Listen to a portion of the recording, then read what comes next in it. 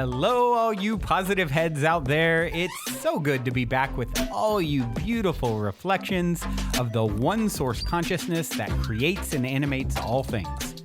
If you're new to this podcast, of course, we are super happy to have you here, and we just ask that you bring an open mind and heart to your listening experience and to be prepared to explore vantage points that I'm convinced will help shift or solidify your current understanding of the ultimate nature of reality in a way that is extremely empowering.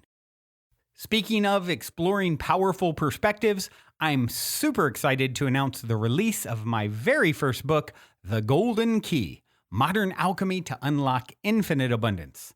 If you're ready to alchemize the circumstances in your life so that your abundance expands to an entirely new level in 2021, head over to goldenkey.gift to download the audio or ebook as my gift to you by using the code POSITIVEHEAD.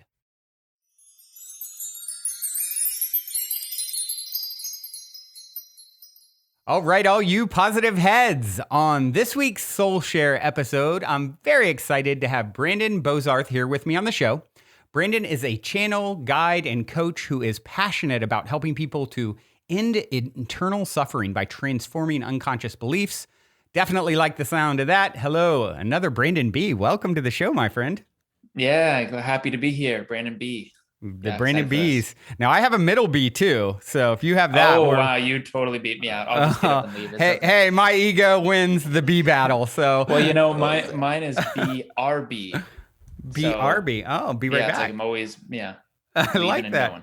I like that. I love that. I talk about that in my new book, The Golden Key, how names and those sorts of things just fascinate me when you see things encoded in, like Bernie Madoff. I mean, he burned everyone and made off with their money, or Anthony Weiner.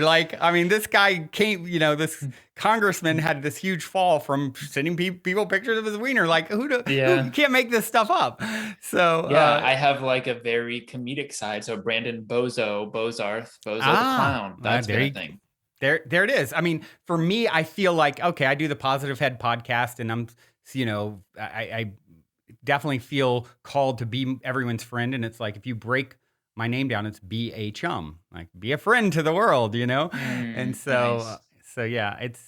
It's there. We can stretch it sometimes if we want to, and that's fun. Yeah. So, all right, Brandon, well, this is exciting, and I'm going to start off with the same cliche opening question that I always start off with. Awesome. You're in an elevator. The woman next to you looks over, says, "What's your passion?" You have 10 floors to answer. What do you say? It's a good one. My passion is facilitating the self-inquiry process with someone who is very confused in mental suffering and witnessing them come to clarity. That to me is the most rewarding, meaningful experience. Yeah. Whenever you have that impact on someone's life and you help the light bulb go on, right? Mm-hmm. I agree. It's what's fueled my fire to do 1,500 episodes of the show. Yes. Yes. It's like I can get one piece of feedback from someone that's like, oh, they just fueled me for another 20 episodes. So if you've been holding out on me out there, don't be scared to send some love. Okay. So what I'd like to do is, also, I always like to give people a little context for who they're hearing from. So anything that seems relevant to share from your backstory. How did you get on this path that you're on, channeling and doing the work that you're doing? It's such a unique and, inspiring, exciting path. Yeah. Share what feels relevant about your path. Yeah. So I'll share something that I share often because it was really a foundational experience that led to you and I having this conversation, which I could technically say everything was, the eggs that I cooked this morning. But to go back to something really meaningful was I left my business where I was earning about $5,000 or $6,000 a month residually because I wasn't passionate about it anymore. My life, it was like from maybe 16 to 25, I took in so much information about spirituality, about reality, about quantum physics. It's like I was the information gatherer. I was like a Google, but none of it translated into action or actually making new choices in my life. So I was using steroids. I was, partying Friday, Saturday, Sunday night, would sleep with any woman who would look at me. I had this picture of what a powerful, attractive man looked like. And I reached this point where all of that pain, the pain of resisting my natural self, this essence within me, and trying to uphold this identity of what I thought was valuable, what made me valuable in the world, was so painful. It's like such a weight. I mean, I was 215 pounds as well. I'm like 175 now. And I'm sitting on the couch and I just realized it's like, if I keep doing this for another year, I'm not going to want to be here. Maybe I should do the opposite of everything that I'm doing. And I literally did that. It's like I abstained from sex for about 6 months. I left the business. I stopped partying. At that time, I went vegan. I just did the opposite of everything I was doing. And I decided to put a newsletter out where I said, you know what? I'm going to follow my excitement moment by moment, even if money making isn't in that equation. And I'm actually going to surrender. I'm going to see what happens, because in these books, it says the universe will self-organize and support me. And wow, what a great theory. Like, let's see if that's a thing. Put it to the test. So I actually started doing that. And every day it would be like, what's exciting? And all that would come most of the time is go to the gym, write in a notebook, do Facebook Lives, put out a newsletter. And that's all I was doing. And one day the newsletter landed in the inbox of a woman moments before she was going to commit suicide. And she was sitting in a car gazing out at the ocean. She had a handful of sleeping pills and she was going to take the pills, go in the ocean and go to sleep. And she's a renowned medium in Australia and very sensitive to her guides. And her guide said, hey, before you do that, turn on the radio. And she turned on the radio. And word for word, the song said, you should stay a little bit longer. Wow. And she stopped and she put down the pills. And in the next moment, she got my email that was titled, I'm excited to die. And it was this catchy way of saying, when we die, we leave behind the guilt, the shame, the blame, and the pain, but we don't need to die to experience what the other side can be like now. So here's some things you can do to feel better. And she responded, and was the first response I ever got from a newsletter. Honestly, I thought it was like pointing out grammar mistakes or something. I'm like, what the heck is this? Right. People don't respond to newsletters. And she goes, I want you to coach me. And I go, what is that? What is a coach? I don't know what that is. Wow. I had really no concept for it at that time. So I just said, why don't we just get on a call and I'll see if I can help you. And I got on that call with, what Buddha would call the beginner's mind, just no expectation, no concept of what's the right way, the wrong way, just was open, Yeah. And what came through was what she needed. And then what came through her was what I needed. And, she, it's like I would help her with her physical life and not killing herself. And she would help me get in touch with the spiritual side and my non-physical selves and guides. And we had this exchange for like 6 months that completely change each other's lives. Wow. And I just kept saying yes to that. And ultimately it led, to 15 retreats and all the stuff that I'm doing now. But that's the short of the long. Wow. That is so inspiring. I instantly think, what a soul contract, Right. That, okay, right. We'll meet up in this juncture. There's like a razor's edge here. Like, I hope I don't decide to get coffee instead of send that newsletter, the variables. Wow, dude, that's really inspiring. Well, anytime I hear the story of, I had Teal Swan on years ago. Mm-hmm. And it was like January or something, because I remember she saying she had just had a dream, days before. It was right at the first of the year, and it was like talking about the new year. And it was this guy who walks into his fancy apartment in New York, and he's, or somewhere like that, city. He's looking out, and he's just like, I can't do this anymore. And he throws his keys in the trash can and goes and shuts the door to walk out. He has no idea where he's going or what's to come. He just knows he can't live that life anymore. That was not it was inauthentic to him. And that just always stuck with me as something that I think it wasn't just that year. I think a lot of us, that's a big thing for this journey. And that, and it doesn't have to be that dramatic, right? But for some, many it is. And when I see someone that was brave enough to, take the plunge, and find, as Terrence McKenna talks about, you jump into the abyss and find it's a feather bed, in one of my favorite quotes. And it's like doing that is like, it's so inspiring, because I've never had someone say, yeah, I did it. I walked away from all that. And now here I am, living at the homeless shelter, and things are awful. And I haven't heard that yet. And right. And so I just, it's just so inspiring to hear that journey. And I know people listening, it gives them strength to find that courage to make the moves, and to trust that you'll be upheld is such a powerful thing. Yeah. And the interesting part was, right away, it didn't seem like everything worked out. I lost my car. My car got repossessed. And to me, that was a total status symbol of success. It was a Mercedes that my company gave me. And it was like, I made it, and that was gone. And that was like, I call that like a moment of meeting God, when I went out to find the car and it was gone. Wow. And I realized that I wasn't any less free, because I could still choose my thinking, and I could choose the meaning behind the event. And it was like this voice inside of me. My initial reaction was, what do you want to make this mean? And I just looked at it and I said, this means that I can lose nothing, that nothing that I truly want or nothing that I'm truly after is something that's gainable. It's something that is acknowledged. It's something that is revealed. And that was the moment that more of it was revealed to me. And I go, that was me being supported in that moment. That was not me being not supported, but because that's how I responded, I actually acted that way and told people about that situation, and was inspired that that happened to me.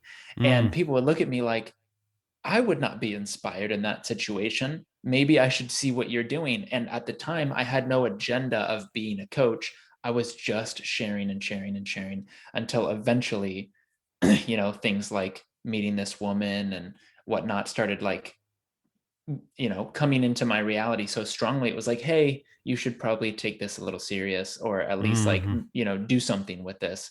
And I did. But so it was one of those things of, what's our definition of being supported in life? It was like, if I didn't lose my car, I wouldn't have had that revelation. And so that was actually the support that I needed, from God, Goddess, all that is. Whew. Yeah, it's I often say, Brandon, the only thing I'm good at is making up good stories. How are abracadabra, I create as I speak, right? And so what does this mean to me? And once you start on that becomes such a fun game. And it doesn't mean you don't ever have the moments where you're feeling down or defeated or, hurt or any of those things. But, what I find is I'll still experience that stuff, and I don't run from it when I do. And I just like, okay, I'm just waiting until the sort of the silver lining starts to appear. And I expect the silver lining to appear, and I'm going to be looking for the angle with the, with my rose colored glasses. And it's such a testament to the fact that we are creating our reality based off of, our belief around, the circumstances. Yeah, that's totally it. And it's like, I think there's a stage of, what does this mean? Let me look for meaning, versus, wait, maybe I'm meant to choose the meaning, looking for meaning. I'm just looking. What am I going to create? More looking, not more finding. What a great point. Wow. Yeah. What a great point. Consciously choosing. Right. And that is such a powerful turning point in one's journey, I found. So, wow. So let's talk a little bit about going from that to, I love how organic your story is too. It's just authentic. And tell me a little bit about channeling and how that, when and where and how that came into the picture. Yeah. So interestingly enough, at 21, I was introduced to Bashar's work. You familiar with Bashar? Yeah. Love Good Bashar. Old Big Brother B. And that's what I call him in person. And if you listen to some of the recordings, you might hear my voice. So because I ended up talking with him, I've talked to him in person maybe 7 times now, and about 6 times in dream space.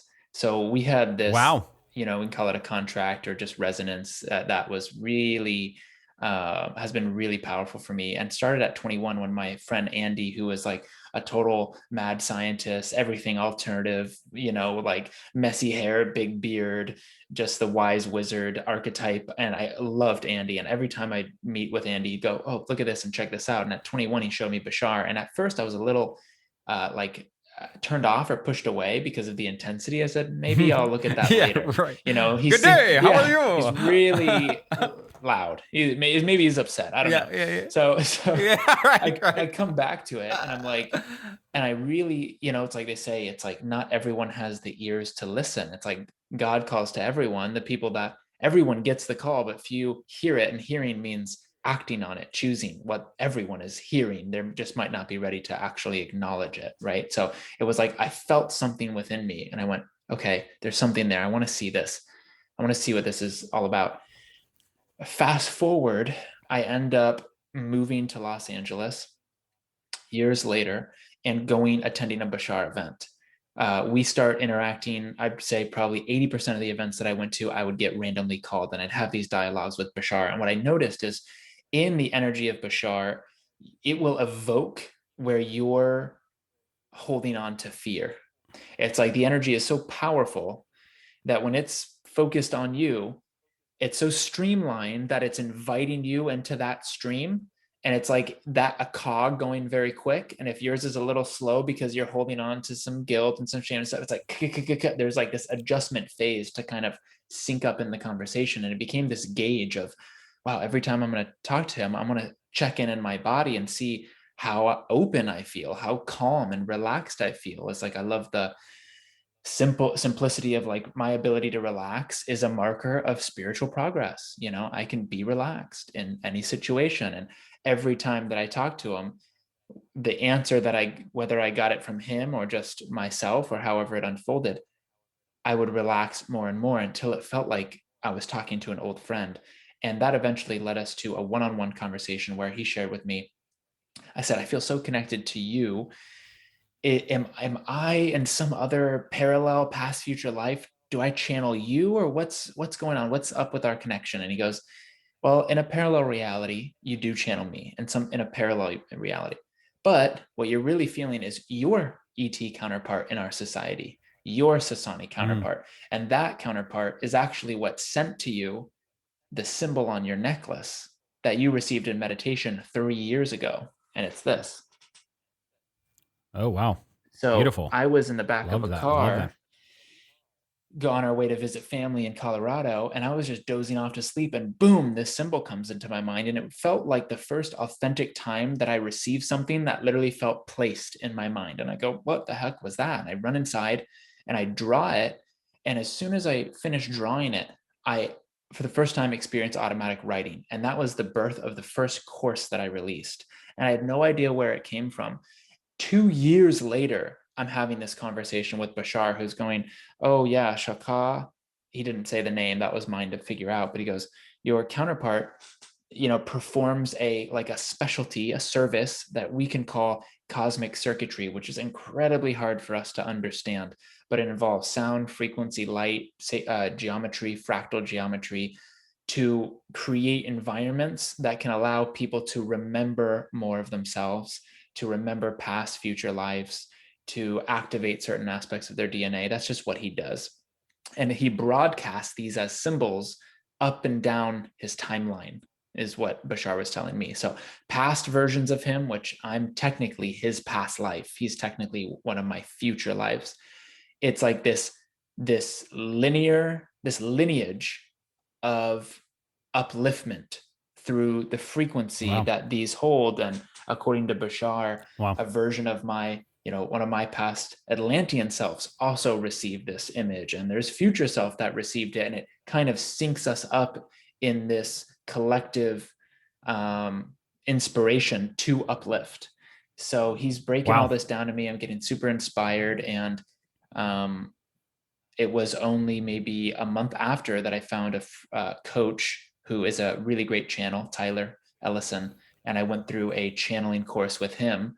And around maybe our 5th or 6th week, everything started opening up. But the crazy part was what happened to me in that meantime. I had like this near-death experience. Oh, I was wow. taking this supplement, colloidal cobalt. I do not recommend it for anyone. I mean, there might be people that need it, but for I think the average person, it's intense. I only paid attention, and I think this happens a lot in the spiritual community, to the metaphysical properties, not the physical properties. And I didn't realize that it pumps adrenaline and cortisol through your thyroid gland, just goes into extreme adrenaline and cortisol. And I had 2 weeks of no sleep, literally one to 2 hours of sleep a night at most, usually 1 hour. And And you kept taking this through it? yes, I didn't know. I just thought this was helping Oh, me. you didn't realize this No, was, I was in oh, the wow. dark, and this was right when I decided to start the channeling. I couldn't sleep.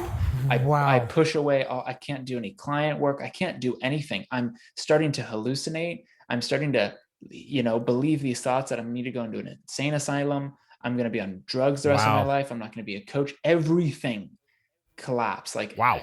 everything. It was like, this is it. This is my life. And, I think a lot of people experience maybe a week of not sleeping, but when you're on like day 9 and 10 my body would shut itself off to sleep. And I would mostly just sit in my bed and just cry because I was so exhausted. I was so tired and I couldn't sleep. And it was Wow. just this torture chamber in my mind. And I had to get to this point where I realized that the sleep deprivation was not the source of my torture, but it was my mind the entire time. And that was when things started shifting. I had this moment where I was having a panic attack and my hands curled, my feet curled. I went cold. I went stiff as a board, and I started having a seizure. And I'm in bed and I'm just freaking out. Take me to the hospital. I'm going to die. I can't breathe. And I have this thought. Can you know that you're going to die from this? Can you absolutely know? And I go, no. And it was like, if you do die from this, say in the next 5 minutes, can you control it? No. If you don't die, can you control it? No. And in that moment of realizing, so it's like, what are you trying to control? What are you trying to hold on to? Mm. And it was like nothing, an illusion of something I could never control anyway. And I started to relax, and I started to actually have kind of this out of body experience where I saw what was happening without a story, without a concept, or without a fear of a future. And I started going, all that's happening right now is I'm shaking and breathing heavy. Everything else that's causing me Mm-hmm. pain are my own mental concepts about a fear that doesn't exist, that's making me more stressful in the now, that is probably what's going to create the stressful future. I'm in this loop. And it started to just fall away. And as soon as I started to relax, going, oh my God, I don't need to change. And I can't change what's going on in my body. And I don't need to, I can't, and I will never have control over it. As soon as I started acknowledging that and relaxing, and the image of the supplement flashed into my mind. It was like God was like, there it is. And I went ping, and I got the download. It just said, stop taking this. It's messing with your hormones. I was literally given the answer, by Holy Wow. Spirit, whatever you want. And I just go, all right. And I stop, and I went really deep into the work, into self-inquiry around who I think I am and control and death. And it led to some really amazing experiences of freedom after that experience. And then the channeling was just 10 times easier because of this control release, in a sense. Wow. What a journey, man. How long ago did all that transpire? That was only like maybe 8 months ago, 8 or 9 Wow. months ago. Yeah.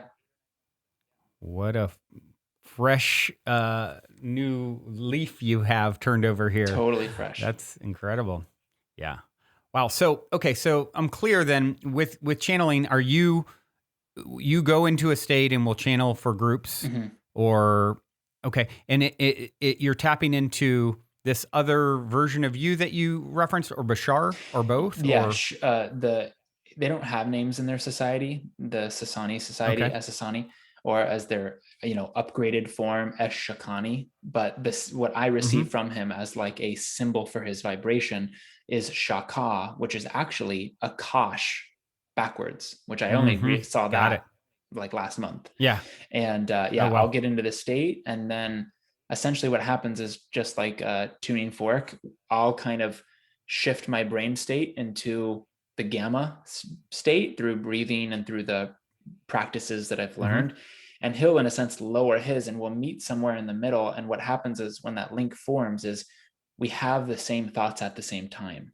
It's not that his thoughts are being planted into my head or someone is in me. That's like the old, outdated version. It's that we are mirroring so closely that we're essentially creating a third person that is the result of the two mirrors coming together. Interesting. Have you met Daryl? Yeah. And talked to him about this and everything, I imagine? Yeah. So my one-on-one session was with Daryl in person at his house. Okay, gotcha. Yeah. And that's, for those who don't know, who that's the human who is, well known for channeling Bashar. So yeah. I've been, Brandon, dealing with this here. You said you're in LA? Or I was in LA. I'm in Austin now. We've moved to Austin. Yeah. Oh, gotcha. Okay, so I'm in LA, and I run I guess you would say, communal property called the Mystic Manor here, and we have events and lots of magical people come through. And there's a woman who's staying here, been living here for the last few months, and we're very close. And I've been there with her in the last 2 months as she started to have her own opening to, channeling experiences. And it's been pretty intense, and so she's very early in her process, and not someone who's seeking, this, like, oh, I want to, it's just not even like her MO at all. Yeah. But she's super sensitive and, been meditating for hours a day for years now, which, going from, very stressed and anxious to now, getting into a just on the fast track. And so it's been really intense to see in her case, because I know her so well. Then when she gets into the state, it's like, and particularly a few weeks ago, there was like some very, very intense and even intimidating messages that came through for me, and it's like, okay, this isn't really her, this is like, even some of the words, she's originally from Denmark. So even some of the language like wasn't like words that she was even sure what they were, and so it's, channeling has been something that's been very in my field, not personally having that sort of experience, but someone very close to me. So it's a real phenomenon, and it is no joke, man. Yeah, so it's a lot of energy. It was a little exhausting at first, and now I'm getting more used to it. And I'm usually left in a very relaxed and loving place after. But yeah, like you said, it's like I had this whole kind of identity thing with channeling where I go, okay, do people want to hang out with me, or they want to hang out with Shaka? Yeah. Right, totally, and it was where I was creating separation of, well, Shaka is more valuable than me. His information, his perspective is more valuable than mine. And I love this quote from Course in Miracles. It says, where there is idolization, there is fear. And so that was this core essence of going, wow, where do I idolize these beings, or where do I idolize knowledge? And believe that, man, what I know defines my value and worth. And through that lens, it turned it around and said, wait, maybe the more that I don't know, I'll actually feel more valuable or connected, because, wow, maybe I just don't know anything, And what if that's true? Is that okay? And if that's okay, then knowing or not knowing, they're just the same thing. They're on the same playing field. So for me, that was a really big shift.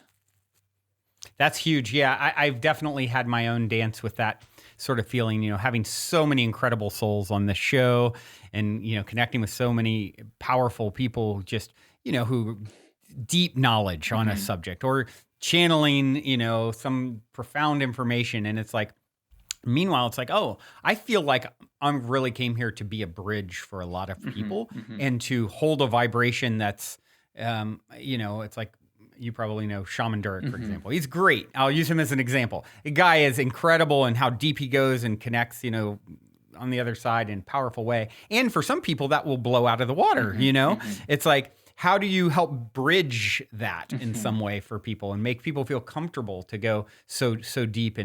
And so I definitely can relate to that at times, thinking, oh, should I have more knowledge? Should I be, and really maybe being attached to my own identity. I'm like, I don't want to change. I don't want to be someone else. I want to be Brandon, And so but then there's this whole idea that, I think all great art is channeled to some degree. Yeah, It's totally. like, I think when we can peel back the veil, we'll see it's like it's happening at different scale. Like, where the line is pretty blurry, right? Yeah. I mean, technically, we're all in a metaphoric sense channeling souls into our body, even though that's not really what's happening, but we're all channeling an energy all the time. It's how we're able to have this conversation. And the channeling state, music, art, everyone dips into that state probably daily when they're in their passion and inspiration. So.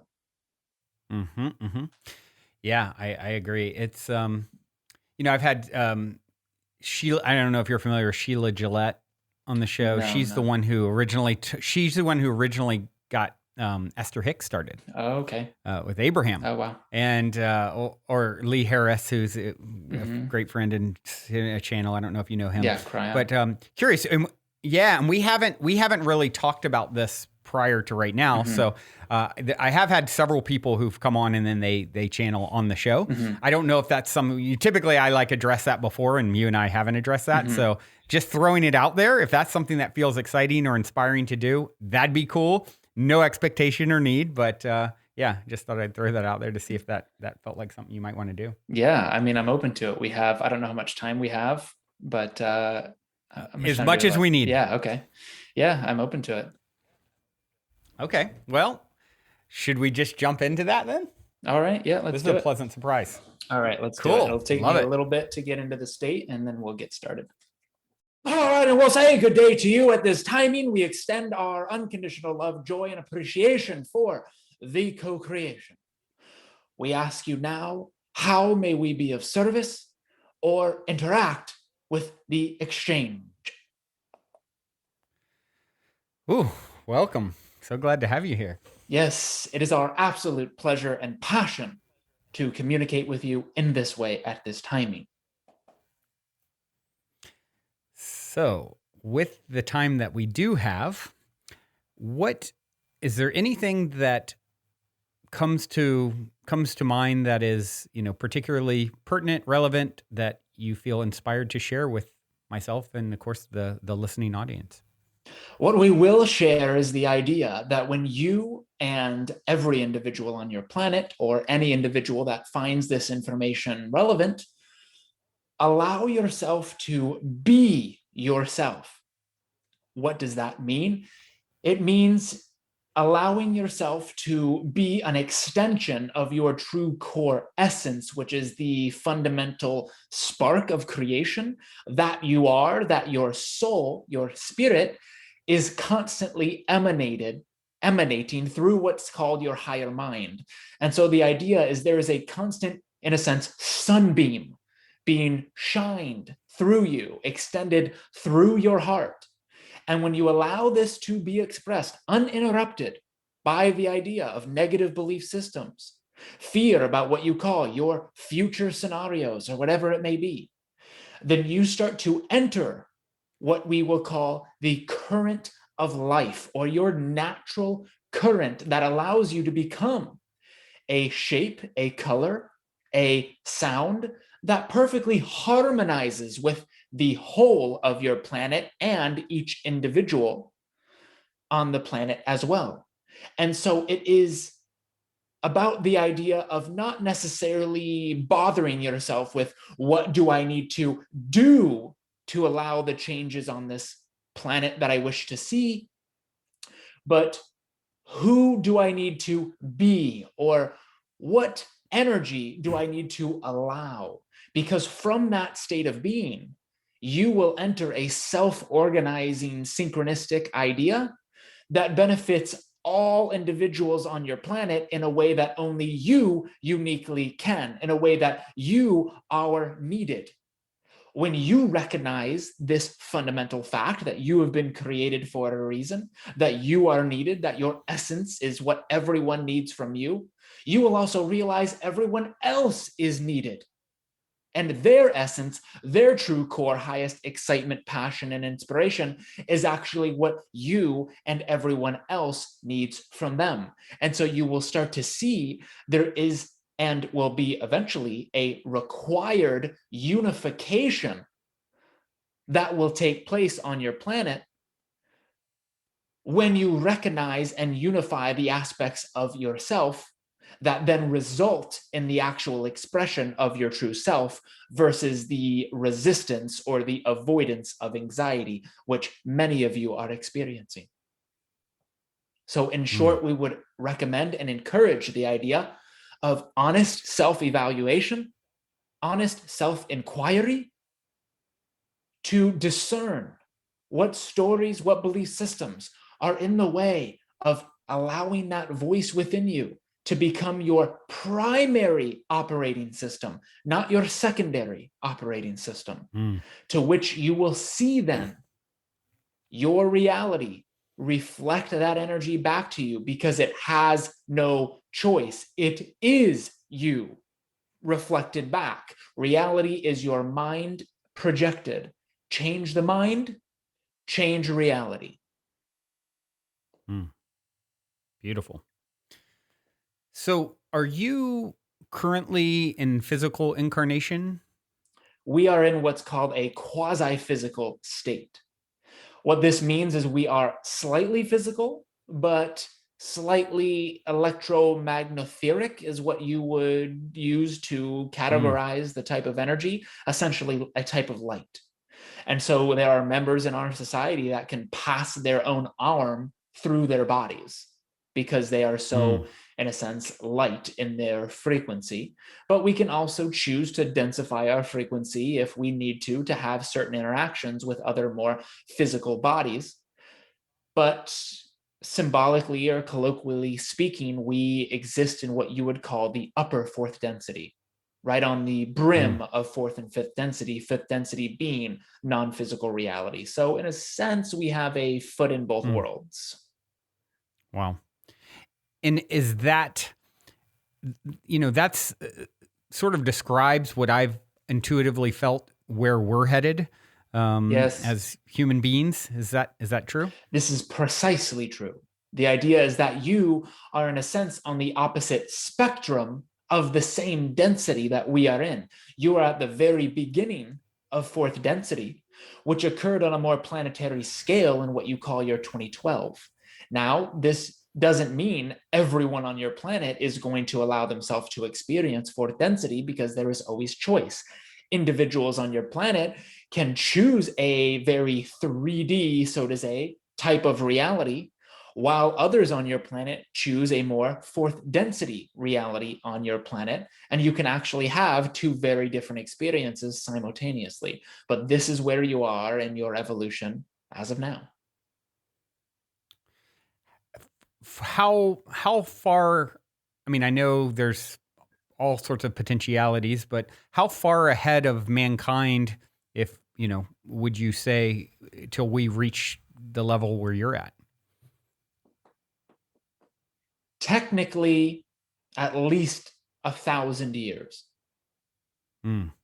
But in our linear time-space reality, we are technically only 300 years in what you call your future. But because of your unique process of physical reality, which is much more unique than us, you have decided to experience the process of creation itself, the actual unfolding of the nuts and bolts of the nitty gritty, so to say, the crucible of creation, the molten liquid form into physical crystallization and back into molten, the actual experience step by step by step by step. So your process is designed, in a sense, to be more focused on process versus speeding up and getting to a higher frequency or result or outcome. This is not necessarily the archetype of planet Earth. However, it is where you're going, just in a very different way. This is actually what is allowing you to master the idea of density by experiencing it so fully. Wow. This is what makes you Very phenomenal teachers.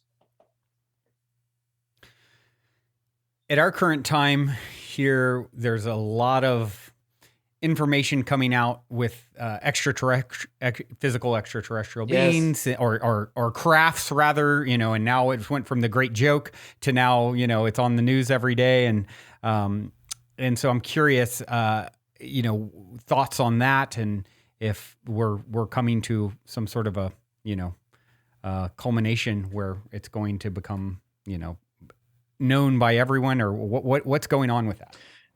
Well, you are rather psychic, we would say, because this is precisely what is happening. You are tuning into the idea that you are at the beginning of a disclosure that is going to be happening on a more global scale. And so between the years of 2023 and 2025, leaning towards the pendulum swing more of 2023, maybe into the beginning of 2024, you will begin to see a collective recognition that you are not alone.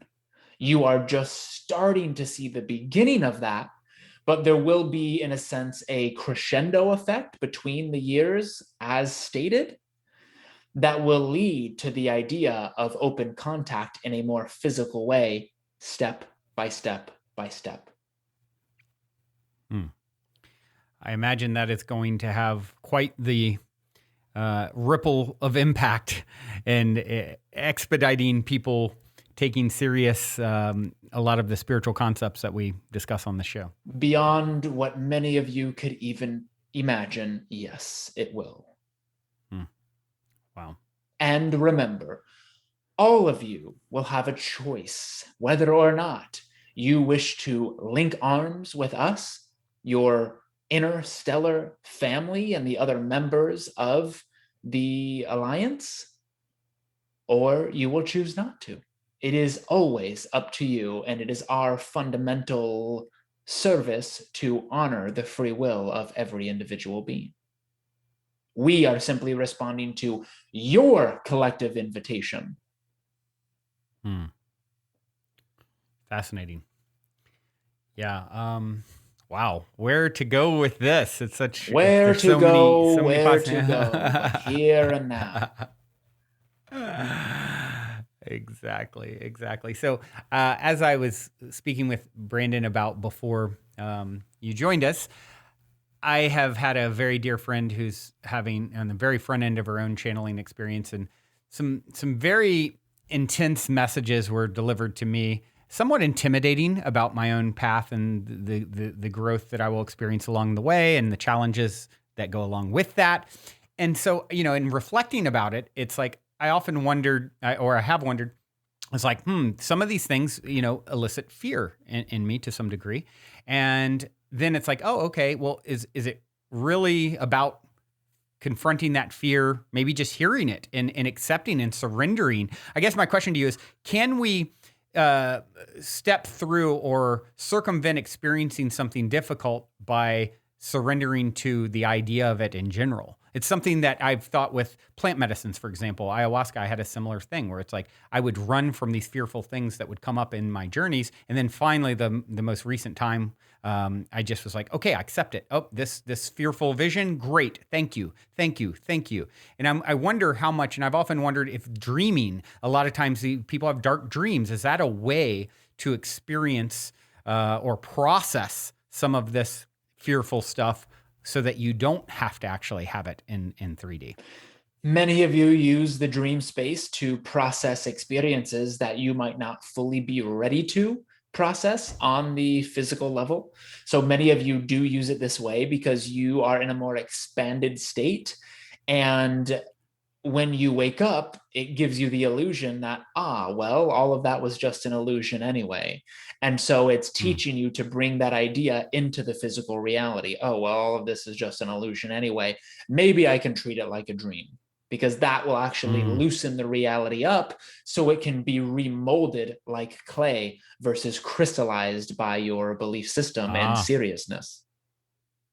Yeah. The That's idea brilliant. that you first spoke about, please share or possibly rephrase the question of your query around fear. So I'll just share sort of some of the key things that were All brought right. forward to me, and it was so the beings that were coming through her in this moment were saying, "Look, are you really ready for what you've asked for? To really step into this role on such a such a I often talk about we're in our own private universe, universe, and of course I'm going to cast myself as having the ultimate hero's journey in my private universe, and they're sort of answering to that as like, okay, are you really ready? Because with that, you're going to, you know, uh, you're going to have an incredible journey that is really expedited.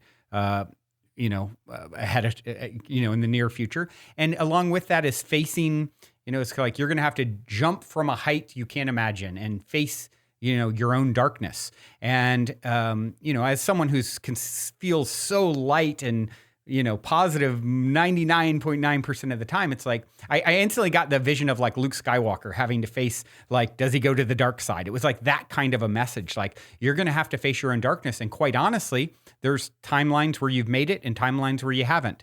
And when you don't, it isn't pretty it just isn't pretty, And so that's sort of, it's a pretty heavy message to receive. Like, and then, like I said, I've always sort of these like I'm not a surface level fearful person, but then there's deep down it's like even my child's mother is like we're like yin and yang. She's like a possessed person. If you talk to her, it feels like you're seeing darkness, and it's like speaking in old English and threatening me at this point. It's like, oh, this dark thing is like right there, And so just curious about and I'm here for it. I trust the mystery, trust the process, and it's intimidating, right? So I'm just curious, any thoughts you have on any of that? We thank you for the sharing.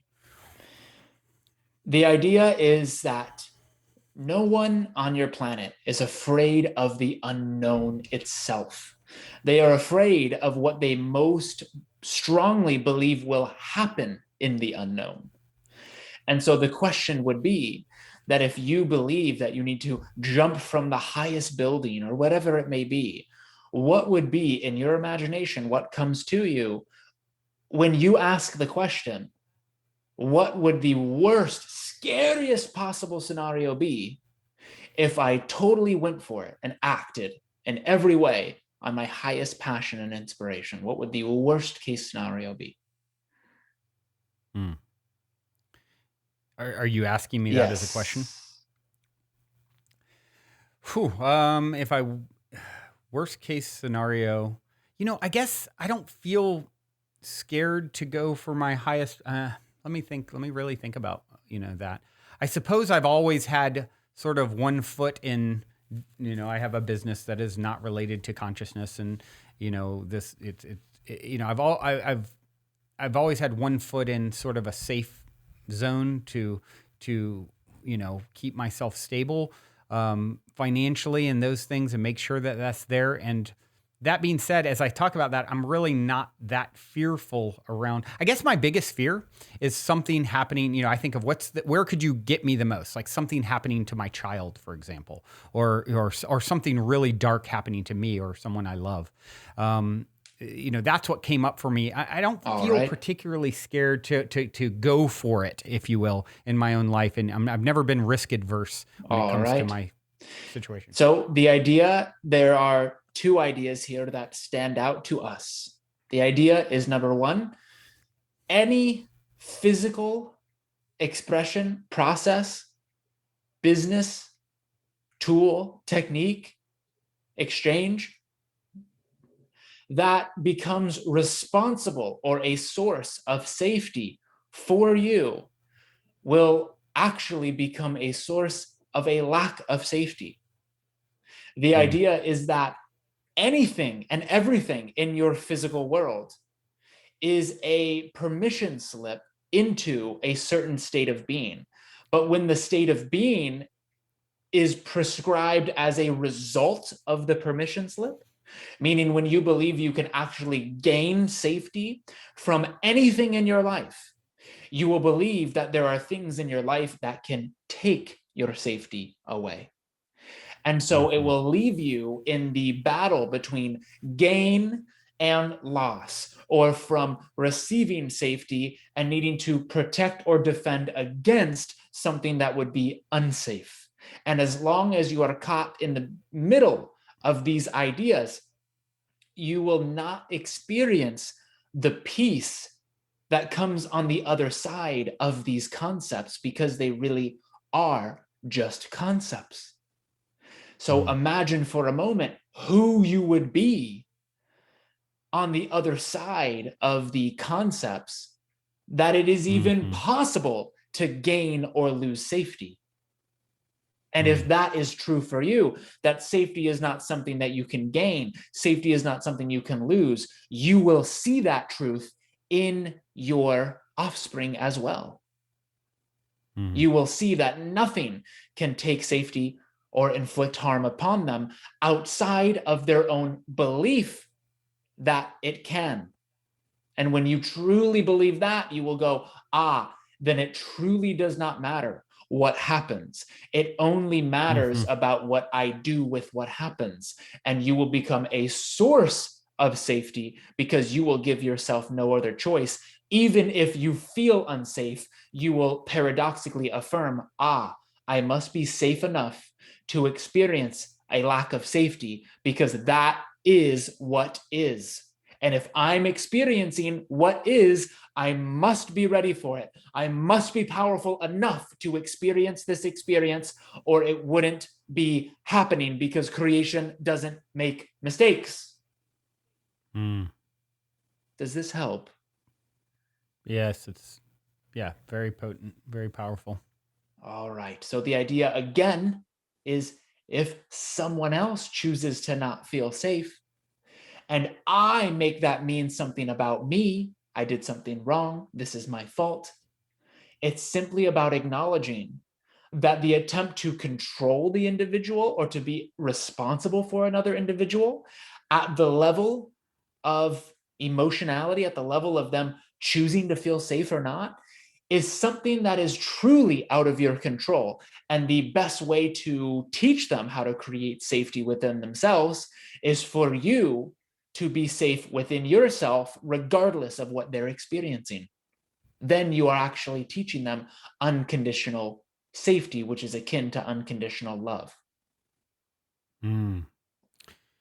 Yeah, I think of Richard Rudd said, "Fear is safe," and I thought that was such a powerful concept. Yes, because fear is an alarm clock going, you are holding on to a belief that is not true, that is an illusion.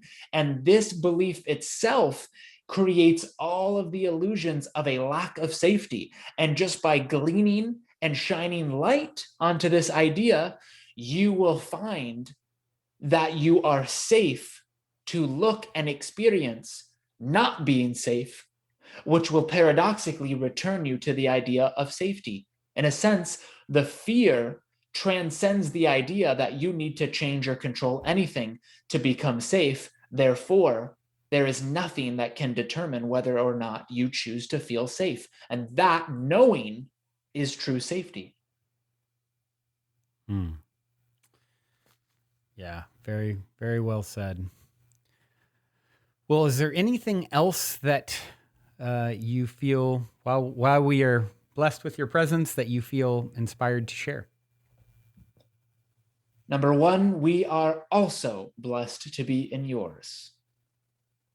As far as sharing goes, one moment.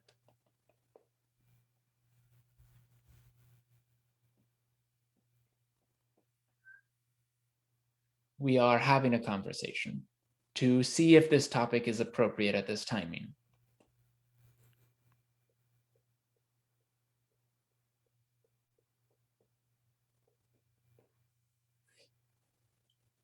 All right, we will share briefly. The idea is that whatever it is in your field of awareness, in your mind, that holds just the slightest degree of resistance is actually the key to everything you are looking for. It is the key to the seemingly unrelated compartments of your life, such as your relationship, business, health, body, finances, abundance, spirituality, whatever labels you wish to use. The smallest inconvenient thought, form of resistance, judgment, even when you go, well, I have looked at this many times, but yet there it is, holds everything that you believe the future can deliver to you.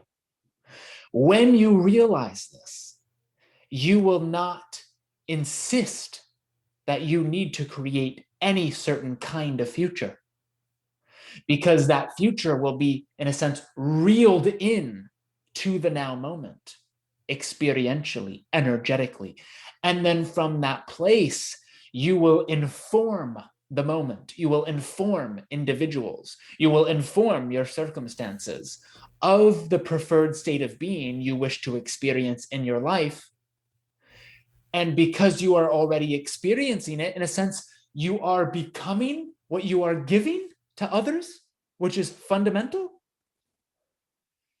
You will allow for a future that is 10 times more expansive than the one you originally thought you needed to become the person you simply shifted to now.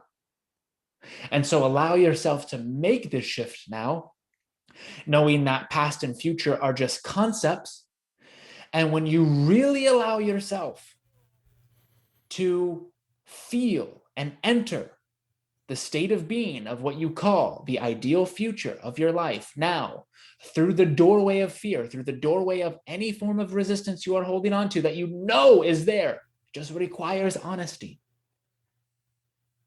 you will enter a stream and explosion of synchronicity that elevates your life to a miraculous unfolding of inspiration, joy, and grace. Release yourself from the gain of a future, and you will realize that you have everything you need to be yourself now. We thank you for this interaction. We bid you a good day and happy dreams.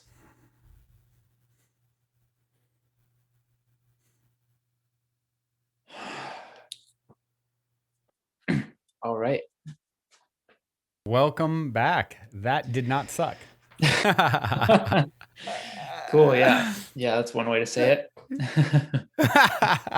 Are you aware of everything that's coming through?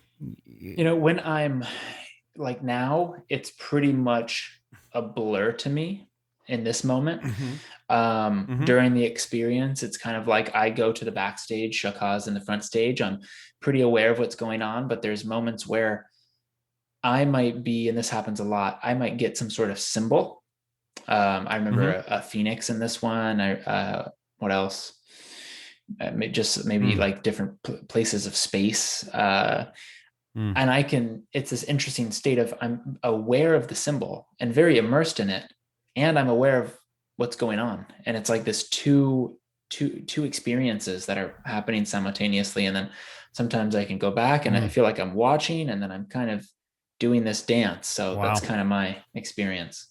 How cool. I'm curious if Shaka has an experience of connecting to, future, their future that is sort of counseling backwards, or if you were. Yeah, well, they have, in a sense, their own like future council, which is Sirius. The planet of Sirius is like their mentors, their fifth density going into sixth density. And it's kind of like this stair step of gravity, which I love. In the law of one, they say that the true type of gravity, spiritual gravity, is love. And that's like the inward breath of creator, and light is the outward breath of creator. So this love energy that's pulling them back, in a sense, to merge with creator, you could say, just takes the form of the Sirius collective, then pulling the Sasani collective, and Sasani pulling the human collective. And because they're so oriented on service to others, they gain polarity, they gain like a spiritual gravity through actually uplifting us. They uplift themselves, and it's how they evolve.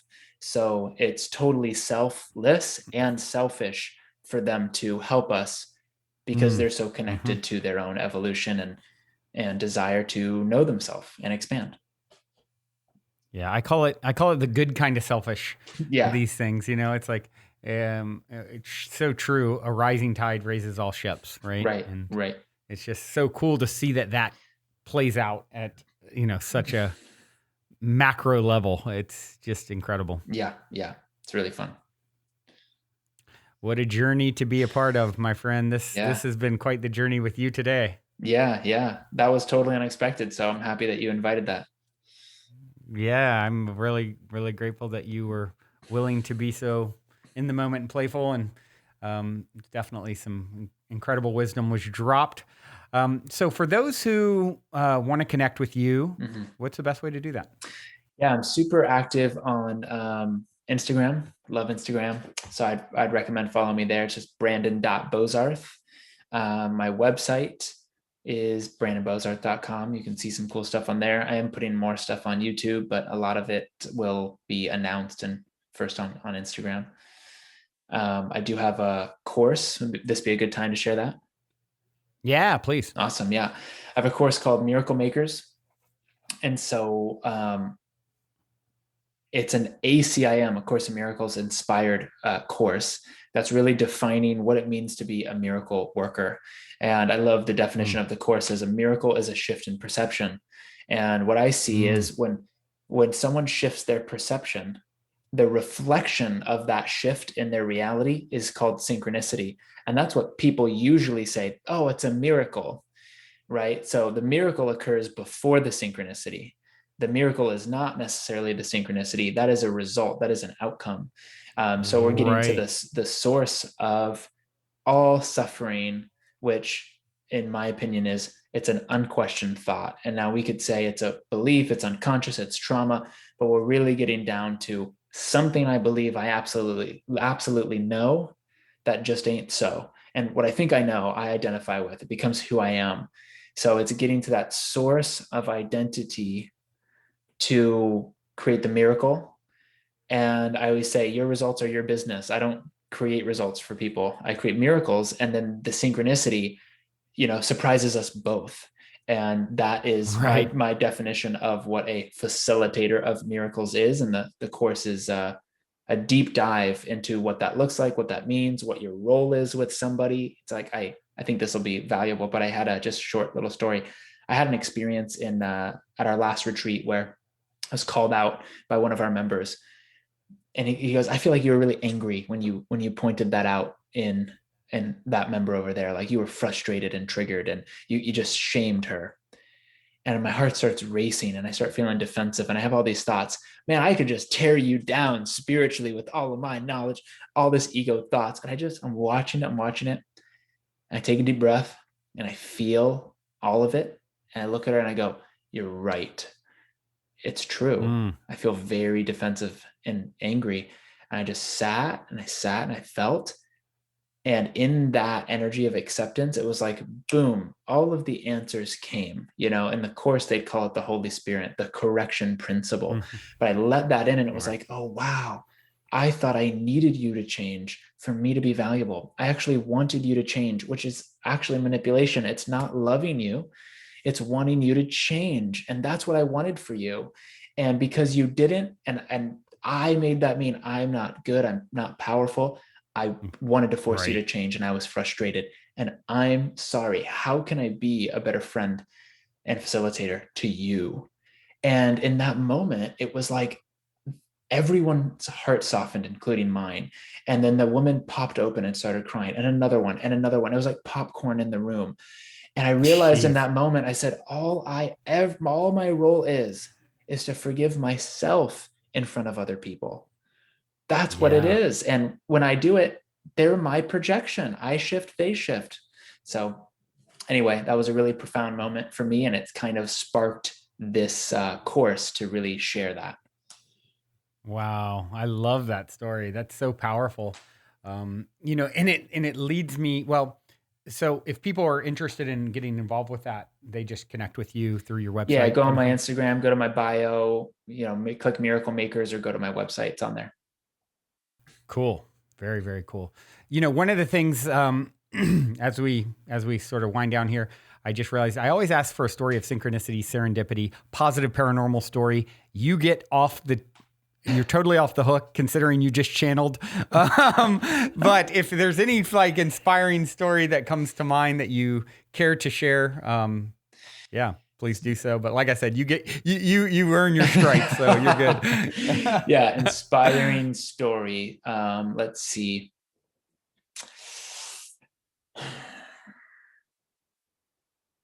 Hmm.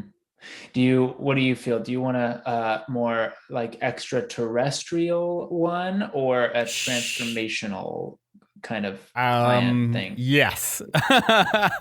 You know what? I love extraterrestrial stuff. Is so Okay, fun, and let's we've do talked it. about Let's that do a some. little. So We'll do a little let's microdose of the extraterrestrial, and okay. then yeah, let's start with that. Okay, cool. I was fasting, and I was just super high on life, just empty body, full, heart and mind, and I was at Bell Rock in Sedona, and I was doing a Facebook Live about hybrid children, which is a topic that Bashar talks about a lot. And I get off the transmission, and I'm just lit up. I'm in my highest excitement. I'm walking through this like trail that's not even a trail, like way off of the trail. And I go around this bend that used to be a riverbed, and it's like this little oasis space. And as I turn the corner, I see a child standing there in front of a rock. I make eye contact with her, and then she disappears, literally. Whoa. And I'm shocked. I'm Whoa. and I just react because I needed to do something. I take my phone out, I take a picture, and in the picture there's a rainbow aura. And I'll send it to you. It's on my social media, right around Whoa. where she was. A week later, I talked to Bashar, and Bashar confirmed that it was a hybrid child, one of mine, that blipped in and out of reality to see if I was sensitive enough to pick it up. Whoa. Yeah. What a trip. Yeah, so that's a That is crazy one. epic. One more crazy one on the extraterrestrial note. Please. I went deep into meditation on Bell Rock. This was years before. And Bashar's ship is above Bell Rock. It acts as a barometer. It's like as we expand, he lowers his ship, and he's kind of like this mirror of us. And I'm sitting there, I'm going, okay, I really want to connect with Bashar and this energy. And it was my first time on Bell Rock. And I get into meditation. Now, mind you, it was me and my buddy Nathaniel, no one else around us on Bell Rock. We're in a really unique place that we'd like climb to. I'm sitting up against a red rock, and I turn around and I set my phone and my wallet right next to like my shoulder right here. And I go, okay, I'm going to go into meditation. The super intense meditation where with Bashar and light, all this light, and it was just a whole thing. I come out, I turn around, and there are two dice right in front of my wallet. And these are white dice on a red background, and they're tiny dice, like really small. Whoa. And I look at it and go, okay, those were not there. I go over to Nathaniel. Did you put those there? No. Has anyone come up here? No. I go over, I pick them up. As soon as I touch them, I get this hit. I just looked at like my body like turns itself, boom, and I see a third dice on the ground, and I pick it up, and now I have these three small dice. Well, the Sasani symbol is a triangle. They're all about the Trinity. And little dice, it's like a little people, hybrid children playing games. Mm-hmm. So I'm kind of putting these puzzles together. I get on a webinar. I ask Bashar, what happened? He calls on me, goes, you shifted to a parallel reality where those dice were already there to give yourself a clue as to where the hybrid children in your future are going to be playing, where their sanctuaries are going to be. So in a sense, if you went into meditation, you came out in a different reality on a different planet in a different universe where those were already there to give yourself a breadcrumb. And so they literally, as confirmed by Bashar, just were made manifest. Wow. Wild. That's incredible. Yeah. So those are some crazy stories. Whew. That is incredible. Wow. I just happened to wear today this shirt I've I been wearing noticed months that. I and months, noticed many months. Yeah, it's like I just randomly pulled this one out. So I'm wearing, for those who can't see this, I'm wearing a UFO a shirt with a UFO. Yeah. But this has been so cool, Brandon. You are such an inspiration, my friend. I do have one final question for you. Hit me. In 60 seconds or less, what is the meaning of life according to Brandon Bozarth? First thing I'll say is to give life meaning, for you to give life meaning in your own unique way that only you can. Yes. I think I'll just leave it there. That's beautiful answer. Send it. Thank you so much, my friend. You are such an inspiration. And I'd love to connect with you in 3D at some point. I feel like that'll happen. For sure. And Yeah. Until next time, journey well. And all of you listening, journey well. Love you all so much. Also, before we sign off, I wanted to remind you to download the Golden Key audio or ebook as my free gift to you at goldenkey.gift using the Golden Key code POSITIVEHEAD. And please, if you enjoy my gift, leave a positive review on Amazon so others can find the book and unlock their lives with the help of the Golden Key as well.